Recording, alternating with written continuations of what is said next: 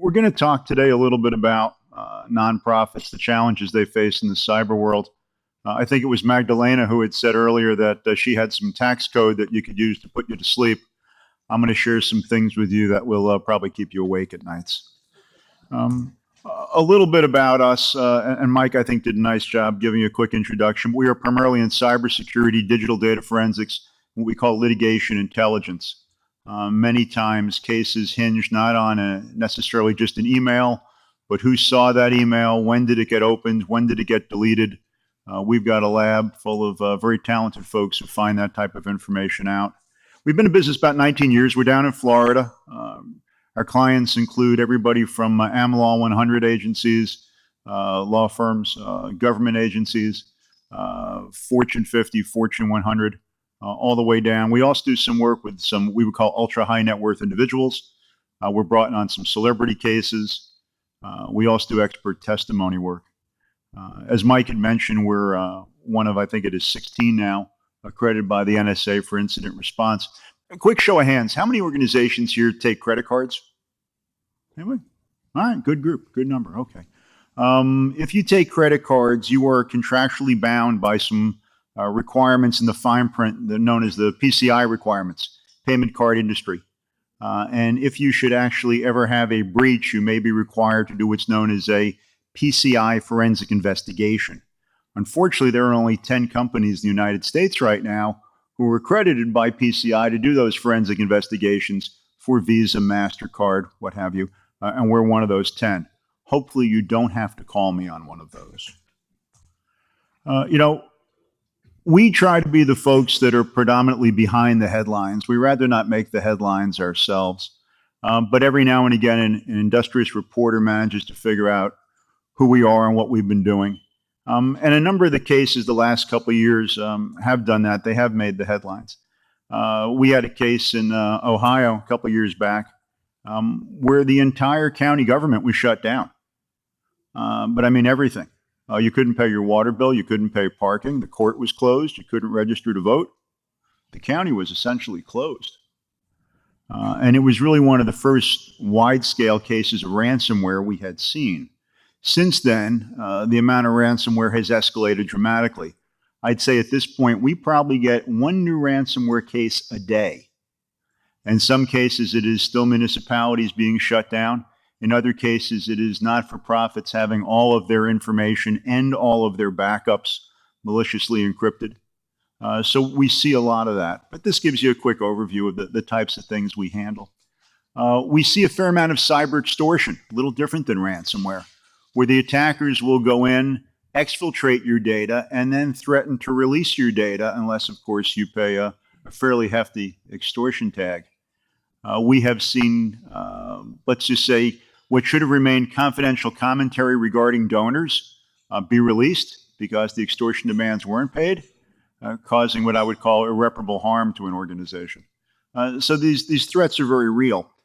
In some cases, we deal with nonprofits that are providing, in one case, birth control services to people in countries where that would be considered something that could get those people killed. So the inappropriate access or exfiltration of data can have more than just economic consequences. It can really have life or death consequences in some cases.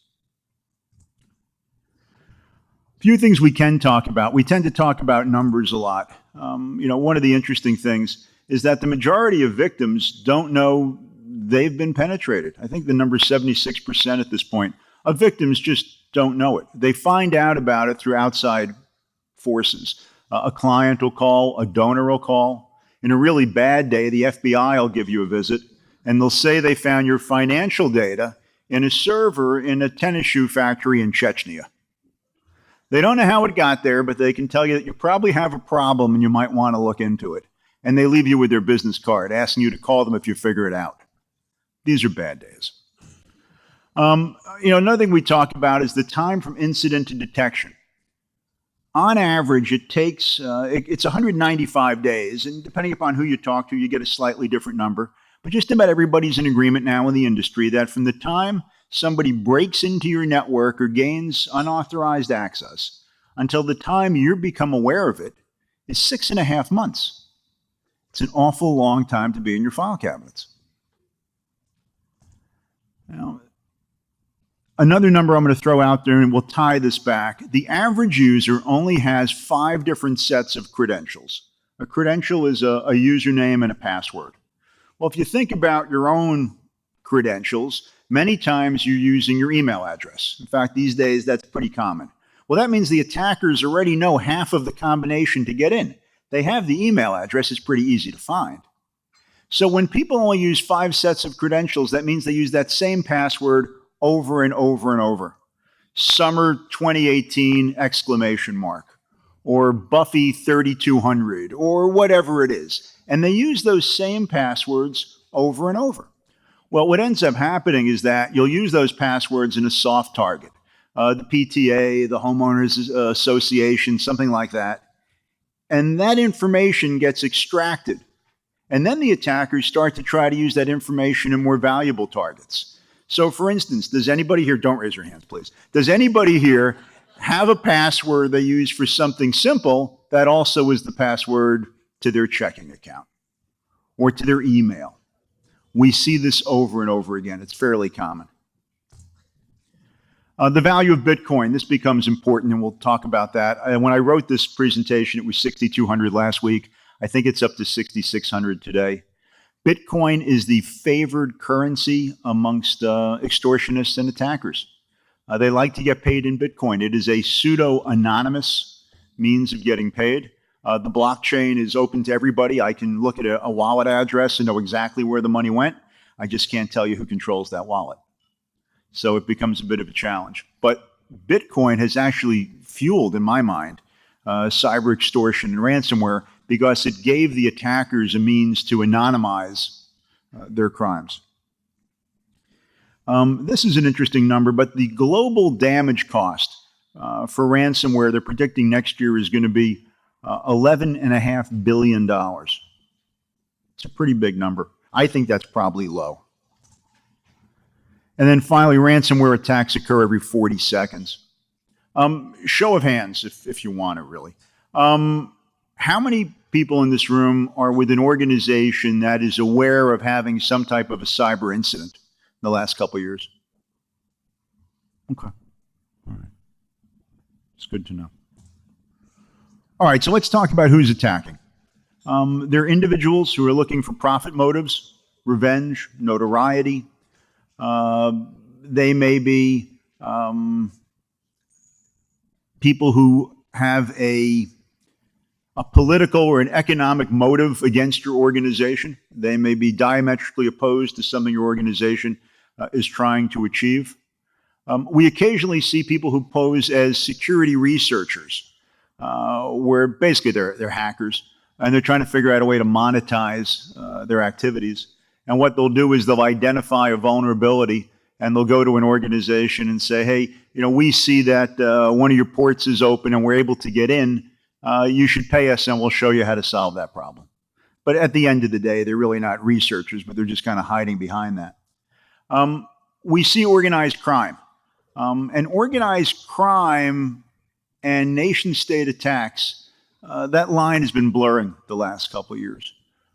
We can talk about organizations that steal credentials and sell them on the black market. I can go online right now and I can buy credentials to a server. Give me a city, give me the type of business you'd like us to buy the credentials in, and I can buy high-level administrative credentials in a law firm, a CPA firm, a nonprofit. It costs $12. That's it. What's interesting is when we do those investigations, we find in many cases there are no credentials for sale in a certain country. Well, clearly that ties back to the fact that that country is harboring these particular criminals, and they're using the criminal activity as a means to generate and gather intelligence data. So that nation-state criminal activity thing really has blurred a lot the last couple of years. We talk about hacktivists. You've heard of Anonymous.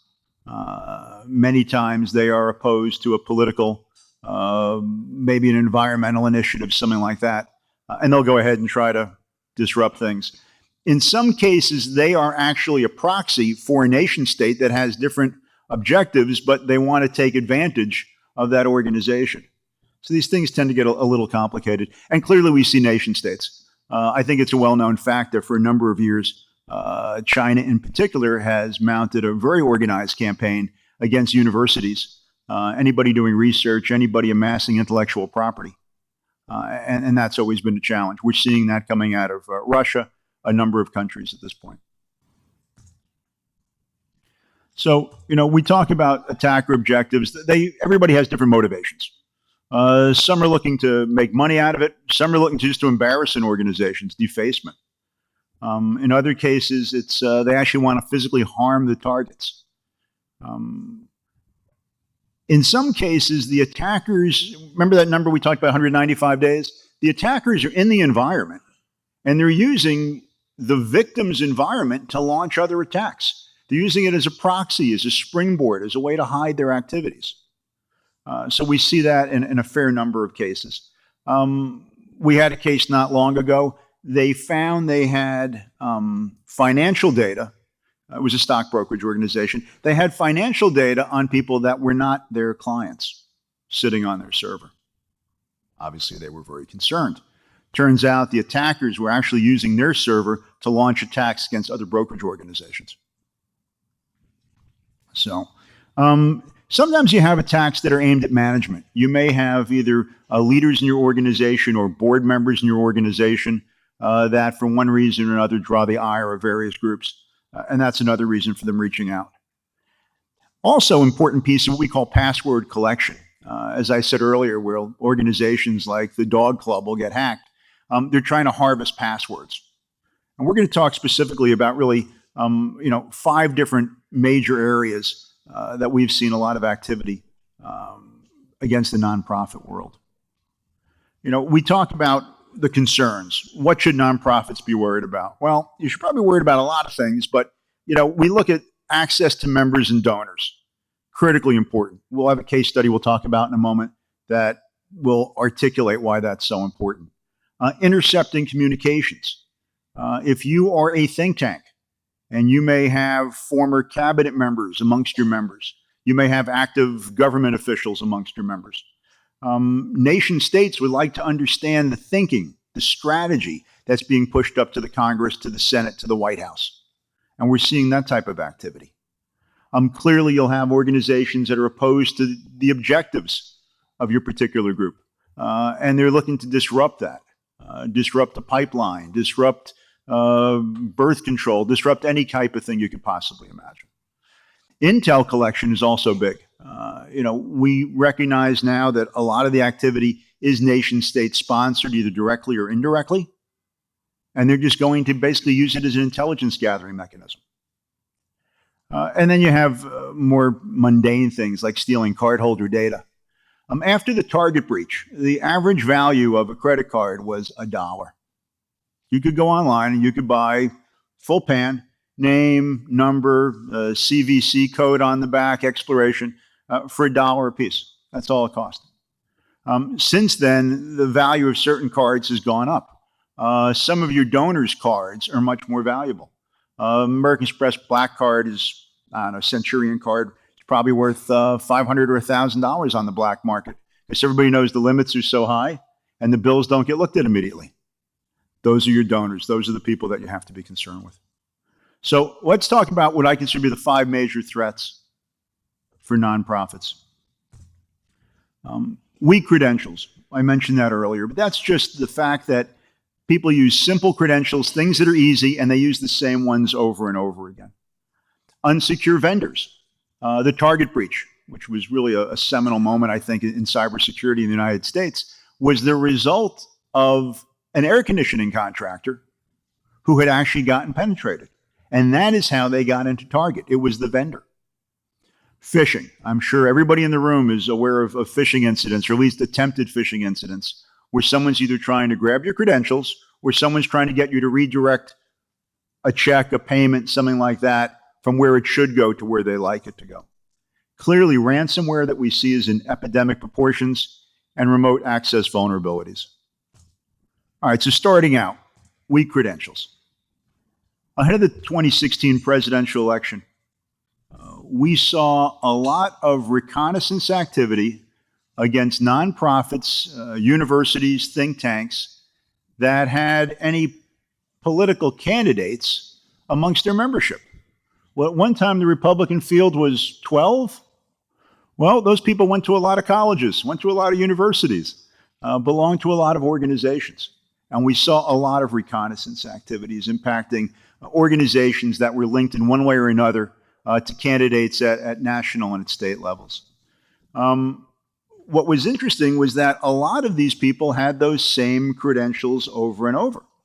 So if you were able to grab somebody's credentials from literally the book club, maybe you could get into something much more interesting, like their email account from a think tank. And we actually saw that type of activity occurring. We believe that was most likely nation-state attack. It could have had some criminal element to it. Many times a group of attackers will walk in simultaneously. Once a site is known to have been exploited, the original individuals will go ahead and sell those credentials or share them on the dark web, and you'll have multiple different parties in an organization simultaneously. So it becomes a little more difficult to figure out exactly who's done what and why they're doing it. Unsecure vendors. We had a case, not-for-profit organization, community services by and large. They had local operations. They had I'm sorry, let me run back there. They had thrift stores, I guess you would call them, on a local basis. And they had a POS, a point-of-sale vendor, who was providing credit card readers and services. That credit card vendor, the POS vendor, got breached. And they used the remote access to get into these individual stores. Now, the stores or the organization had certain indemnification from the POS vendor. The problem was the POS vendor was pretty small, and they really couldn't stand up behind that indemnification. They ended up folding up and going out of business. So here you had a not-for-profit organization that had multiple locations. They had a number of cards stolen, exfiltrated from their organization. Those cards were, in fact, used illegally, illegitimately. And you had the payment card brands, Visa, MasterCard, suffering real economic loss, hundreds of thousands of dollars. And in the end of the day, the card brands assessed a fine of, I think it was right over $100,000 against this organization. I will say that in the end, their attorneys were able to negotiate that, and the fine went away, but they still incurred a phenomenal cost, all because of the fact that they had a third-party vendor that wasn't secure. Phishing, pretty typical. We'll see a phishing issue come out where the first thing they're trying to do is basically grab credentials. You'll get an email that says, I've got a special package. It's a PDF, and it's too big to send via email, so please click here to unload the PDF. Or you'll get something else that asks you, it's a survey, whatever. But what they're trying to do is they're trying to get you to put your username and password into their form. You don't want to do that. What they'll do is they'll go ahead and they'll get your username and password, and you won't know it. In fact, in some cases, they do what's called a man-in-the-middle attack, where you put your information in, and then it actually drives you to a legitimate place. A lot of times nothing happens. You'll click once, click twice, think there's something wrong, and then just kind of forget about it. Well, the bad guys have got your username and your password, and they're going to go ahead and they're going to log in remotely into your email account, and you're not going to know it. They're going to do it maybe only once. And while they're in, they're going to put a forwarding rule in place. So every email you get will also get sent out to them. They might also put a delete rule in place that says any information that gets bounced back from that particular box gets deleted. So unless your admin is actively going through your Office 365 or Gmail, whatever you're using, on a regular basis looking for these things, you will never find it in 100 years. All right, so now they've got your mail, and the mail is being forwarded to them. And they're looking for a high gain opportunity. Well, in this case, it had to do with a donor who was making a significant contribution to an organization. They saw the email chain going back and forth. At the right time, they jumped in and basically hijacked the dialogue between the donor and the organization, and they had the donor redirect his wire transfer to a different account. Well, I think it was over $200,000. By the time anybody figured out, the money was long gone. So now you have this phenomenally complicated problem. You have a donor who's very upset. He's out 200 grand. You have an organization that didn't get the 200 grand. You have an insurance company who's trying to figure out who's to blame and who should pay for all this. All because somebody didn't catch a phishing challenge and they put their credentials in. This is pretty typical of a phishing message. This was actually a very good one that floated out a little while ago. It had in it some information that would make people think it was legitimate. There was one that actually had their phone number. So if you get an email that says, we're trying to send you a package, and here's your name and here's your phone number, people think, well, it must be legit. They have my phone number. There was one last year that looked like it was a FedEx package, and the notification had your social security number in it. Wow. People looked at that and thought that must be legitimate. Nobody's really stopped to think, why would FedEx have my social? That doesn't make any sense. But a lot of people fell for this, and they logged in and they gave away their username and their password. Ransomware is certainly a large item. And as I said, we see so much of it. We're probably seeing one ransomware case a day at this point. They are going anywhere from a half a Bitcoin to, I had a case last week, the demand was $350,000. It's actually very hard to get 50 Bitcoins in one piece because of some of the currency controls and what have you, banking, Patriot Act issues. You can't just go in and buy $350,000 worth of Bitcoins. It's a bit of a challenge. In this particular case, we usually are able to negotiate with the attackers. And in this particular case, we went back and we said, hey, $350,000 is just impossible. This organization can't pay that. They came back and had copies of the financials of the organization. They knew exactly who it was. And they were like, it's a rounding error for these people. They can pay it. So I still don't know how that's resolved. As of when I left yesterday to fly out, the client, the FBI, and the insurance company were still going in a circle to see how that was going to resolve itself. But pretty typical ransomware. Someone clicks on a malicious link, malware encrypts local files. In many cases, it'll also go ahead and spread to map drives. So, if you go ahead and get ransomware on your laptop, on your desktop, it'll get everything on your C drive. You then map to a file server, something like that. It'll go ahead and start encrypting all that. Depending upon how you're configured, it can encrypt your backups. Now you have a problem because backups are the solution everybody thinks they have if they lose their data. It's really it's a hugely problematic issue. In many cases, the only option is to pay the attackers. Your data is gone if you're not properly configured, not properly secured in terms of your backups. We had a case of a small not-for-profit. They provided services to children with special needs. They had an insurance program that really wasn't the best insurance program. They had a $5,000 limit to their cyber coverage and extortion. Doesn't even scratch the surface. Folks called us and they were out of business. They were going to be done. They were a small organization. They had a server set up. They had an external hard drive plugged in as their backup solution. And everything they had was just encrypted. They were out of business. And we were able to work with them. And in this case, they got lucky. We were able to get the extortion demand down from $100,000 to $10,000. Basically said to the attackers, you're not going to get anything. These people are just going to go out of business. It's going to be done. And they're greedy, so they decide to take something instead of take nothing. But we see this on a daily basis. I can't stress this enough, how critically important it is. You'll see a screen like this when you get hit with ransomware. It'll tell you the FBI locked your system. The FBI didn't do anything. Or you'll see an extortion note. Many times they actually admonish the people for not having better cyber hygiene. I mean, the gall is kind of amazing. But it's just something to be aware of. The other thing I should mention, the ransomware scenario is so typical. let me just take a minute to drill down on it.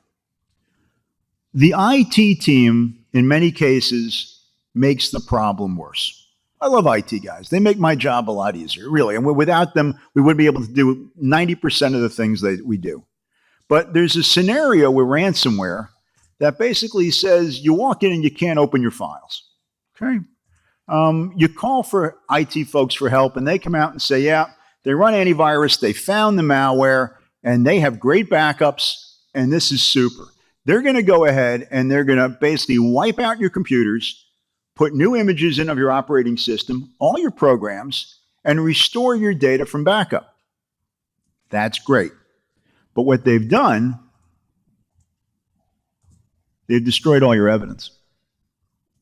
One of the things to think about is, depending upon the kind of information your organization holds, you may have legal requirements to notify impacted parties if there's an unauthorized access or exfiltration of data.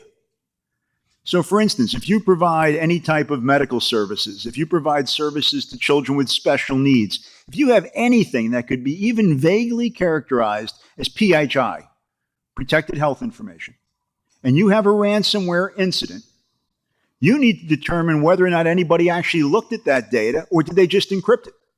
Well, if the IT folks came in and did a great job and got you back and running and didn't preserve anything before they flattened the boxes, you now have no way of knowing. All your evidence is gone. And while I'm not a member of the bar, I would argue that most attorneys would then say to you, since you can't prove it didn't happen, you need to err on the side of caution and notify all the people that may be potentially impacted. And that can run into hundreds of thousands of dollars. Fifth case, remote access. We had a reasonable size nonprofit organization which had a very dynamic executive director. And he really wanted to do a lot of things. He jumped into the job feet first, and he was working literally all the time. Nights, weekends, on the road, constantly working. Great guy, trying really hard. The challenge was he set up remote desktop protocol, RDP, which a lot of organizations still use. He didn't have any two-factor authentication on, but he was able to go ahead and remote into his computer when he was on the road. Unfortunately, the bad guys figured that out too.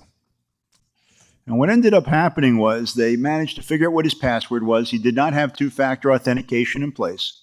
Didn't have anything to lock them out. There's things like we call RDP guard.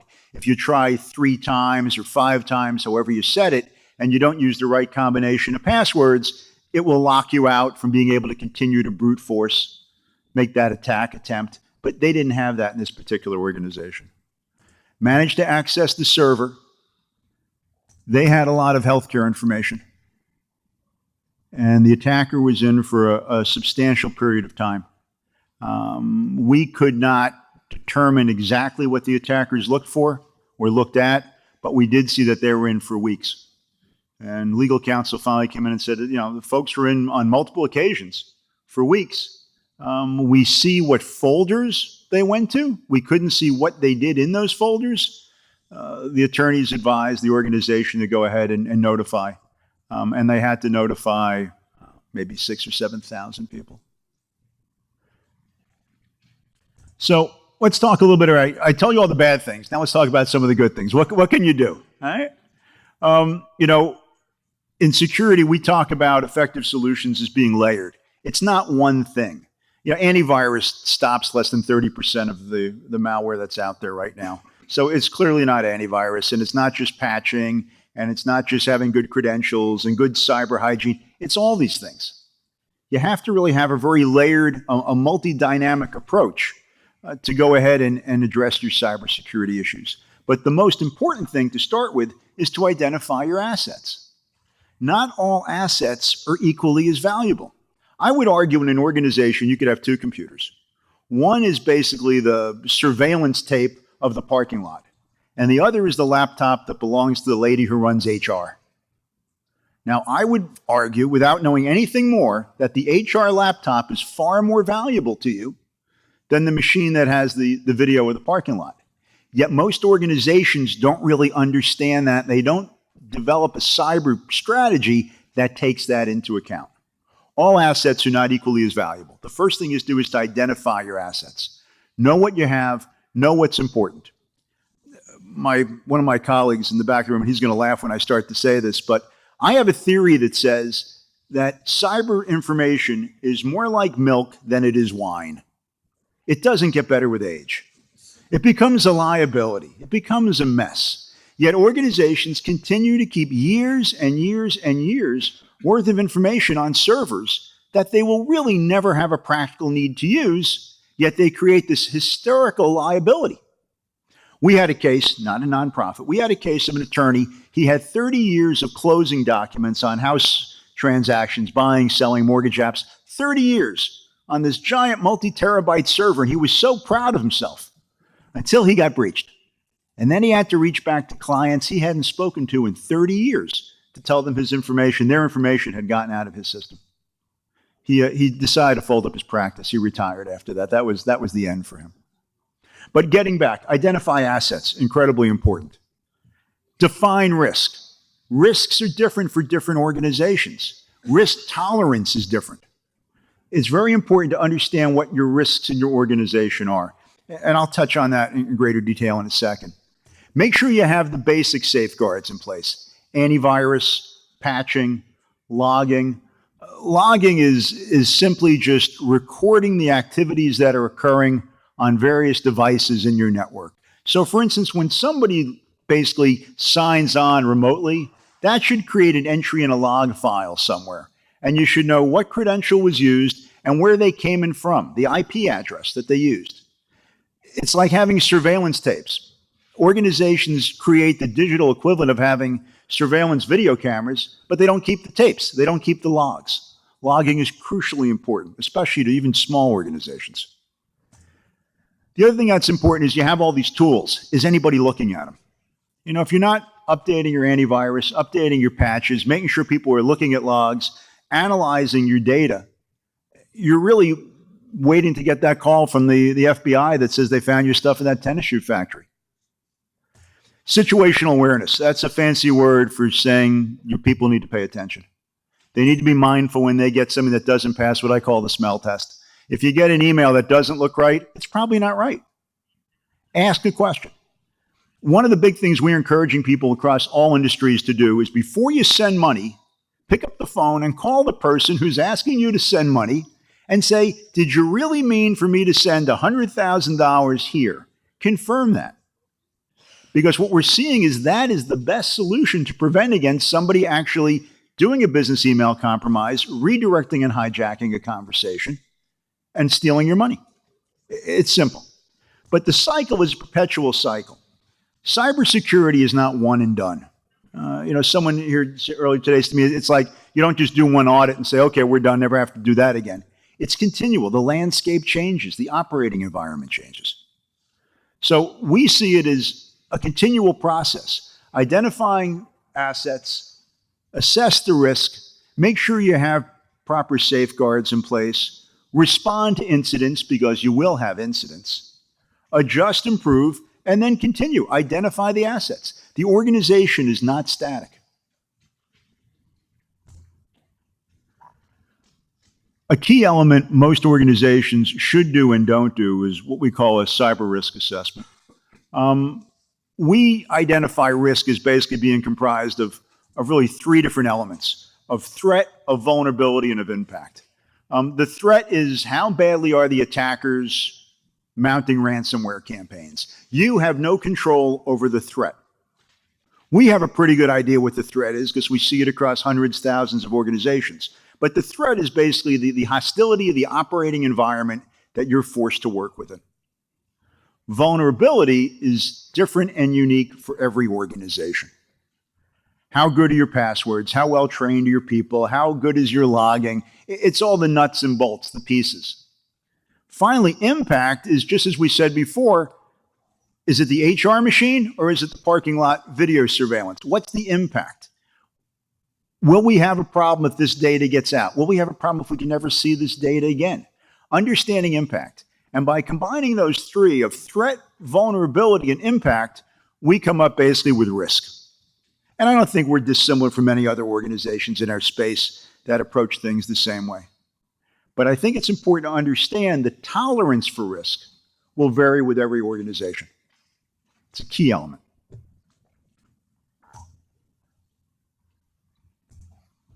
Can I take any questions? Mike?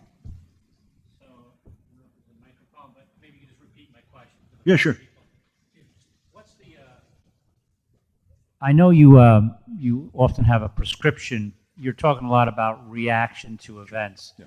Let's talk about proactivity. So for those folks out here, I know my firm does a lot of proactive things. Like I was telling Jeff jokingly that our partner in charge of our technology group oftentimes will send out emails that are not real to see who clicks on the links, and then they go into the penalty box, and they have to get taught remediation. So I jokingly said to Jeff that I don't even read her emails anymore. I just delete them. So, but in any event, what do you do in terms of telling organizations? Because I saw hands raised that had some sort of penetration issues. I saw a lot of hands that didn't get raised. So what should they be thinking about in terms of staying a healthy patient? Yeah, it's a good point, Mike. Thanks. As we talk about understanding your risk, that's really what it gets down to. It's understanding your landscape of what are the threats impacting you, what are your vulnerabilities. It's assessing your situation, and you can't do it piecemeal. You can't say, well, the last year we went ahead and we put an antivirus in, and this year we have a new patching solution, and you really need to look at it from the totality. I would, I guess, make the analogy, it's a lot like going through a financial audit. Where are we deficient? Where do we have gaps? And identifying what those gaps are so you can start to close them.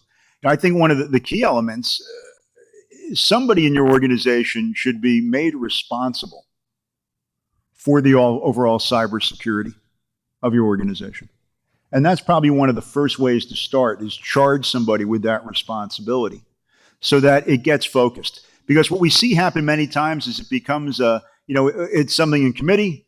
The board directors will get together and say, yeah, we should do something about that. And the next quarterly meeting, they say, yeah, we really should do something about that. One of my partners is retired Brigadier General Charles Shug. Charlie was a Top Gun fighter. He's the real deal. 500 combat hours flying F-15s. And Charlie does a war games seminar, basically an exercise for board of directors. And he scares the heck out of people. He really does. He starts out with a scenario that goes, it's 8 o'clock in the morning, you're in your car on your way to work, and you get a call from one of your people that something just went offline. And then at 9 o'clock, you get another call that another facility someplace else in the country has gone dark and they can't get any of your data. And at 9:30, CNN is on the phone and they like to chat with you. And at 10 o'clock, the Securities and Exchange Commission has suspended trading in your stock. And he really scares the heck out of people. I mean, he really does. But it gets down to that point. There's a lot of talk at the board level of what to do, yet it's not really becoming actionable until you make it one person's responsibility, or multiple people, but you have to give somebody charge with, we're going to tackle this. That's the first step. Yes, sir. You mentioned unsecure vendors.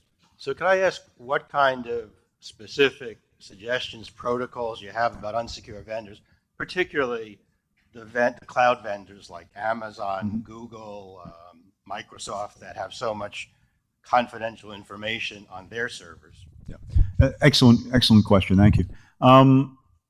Most of the larger cloud vendors are able to provide very secure environments.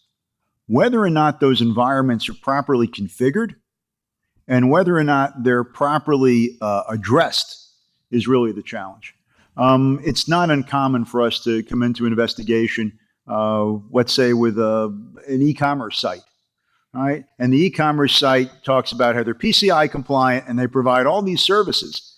But if the organization hasn't bought those services, for instance, file integrity monitoring, I'm getting in the weeds here, but file integrity monitoring on an e-commerce site would be the number one way to see if anybody's changed your code that would allow them to scrape credit cards off the system. It's an option. You can get it from almost everybody, but nobody offers it as part of the overall package. So I think one of the elements there is, if you're contracting directly with Amazon, well, hopefully you have IT people in the organization that are able to look at those things with you. And Amazon does a good job consulting. You can get their time. Any of the large cloud providers have great organizations that can help that. But if you're working through a third party who is in turn using Amazon, that becomes a little more complicated. You need to really ask them, what have they done to protect your data? And if they say to you, well, Amazon and the cloud is protected, that's not good enough. We know they can do that. But specifically, what is the third party doing to make certain your data is secure? And it gets back to all the technical features about access controls and logging and multi-factor authentication and those types of things. So, yes, sir. We allow access to our computers in the computer world that we never would have allowed in the paper world. Oh, I think it's an excellent point. I think we do. I think we have a culture right now in general that is happy to trade information for access.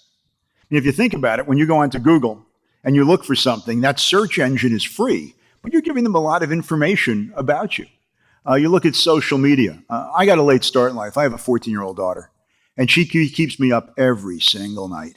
The stuff she puts on social media is downright scary, but they trade that. We've created a culture where we're willing to give away information in return for getting access to things. I think we would never agree to let people come in and rummage through our file cabinets. Right? We're allowing vendors into a really file cabinet. Yep. If there's Yep. physical cabinet, we never would allow that to happen. Now, and there's two different ways to address that. One is you can say, okay, we're going to have risk transference. Those of you in the healthcare world appreciate what they call a BAA, Business Associate Agreement. And basically it says if I have any PHI that I'm putting out to a third party, that third party has to be bound by the same obligations I am, and they're going to indemnify me if, in fact, they drop the ball and something gets out. Well, if you're a big hospital or a big organization and they have a big breach, that's great. Everybody's insurance will kick in. But if you have a small vendor, like one of the ones we talked about, who really can't indemnify anybody because they're so small they really couldn't stand up. If they had a claim, they wouldn't be able to pay it. Well, then what do you do? So it's not even about risk transference at that point. It's sort of like the bell has been rung, the damage has been done, and you can't unwind the damage. And those are the challenges, the reputational damages, that type of thing. So yeah, I think it's a huge issue. I think organizations need to be mindful of who they're letting in their organization. Let me ask this, just curiosity, to run that down a little further. How many of your organizations use an outside third-party IT provider? Okay, all right, pretty good number, all right. One of the things I would suggest in that scenario is have them tell you what are they doing. If they have remote access into your network, and they probably do, I'd ask, do they use two-factor authentication? So it's not just enough that they go ahead and they have a password to get in using something like TeamViewer, but they also have to have a token going to a phone. It reduces the possibility that it's a fraudster and makes it more likely that it's the person who should be getting in. The other thing they should be looking at doing is doing what we call IP limiting, so that they can only get in from a particular IP address. Clearly, your IT people should not be coming in from Uzbekistan. I mean, or Lagos, Nigeria, any of those places. So, those are just two of the simple things you can do to try to make certain that your IT vendor is basically not letting anybody into the files. Sure. Use the microphone. Online.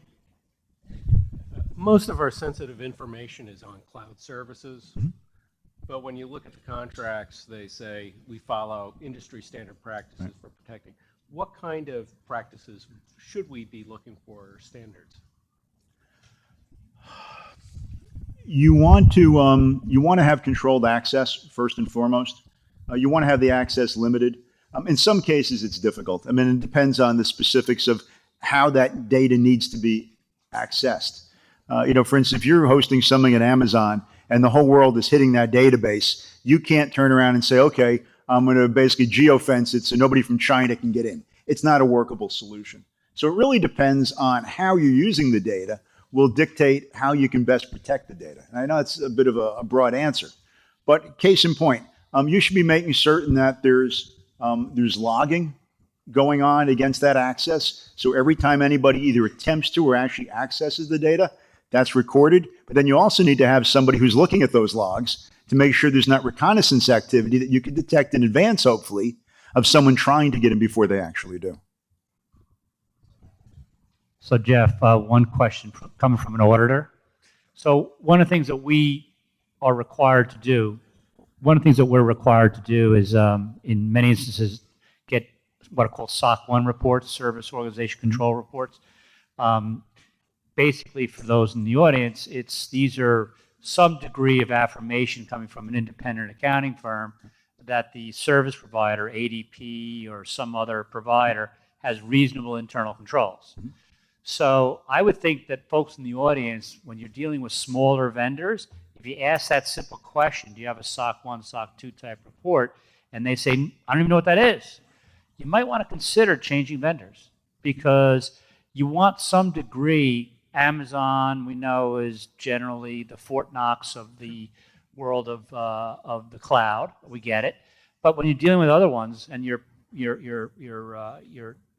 thrift store situation was a very interesting one, because they're relying on the integrity of a system that has not been checked by anybody other than a contract says, you know, we're good to go. So I think everybody should think about, you always wait, I shouldn't say you, in many instances, our clients wait for us to ask for the SOC 1 reports. And we know ADP is a known quantity, and this one's a known, but there are other ones that, you know, you really should be asking about, because they're the ones that when they say, well, I don't even know what that is, you should really scratch your head and think about whether you should use it or not.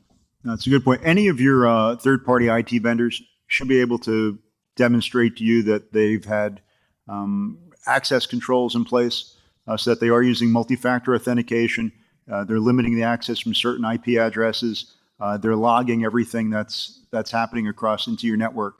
And if they can't answer those three basic concepts, they're probably not the right organization. So, all right, well, good. Thank you very much. Appreciate your time this afternoon.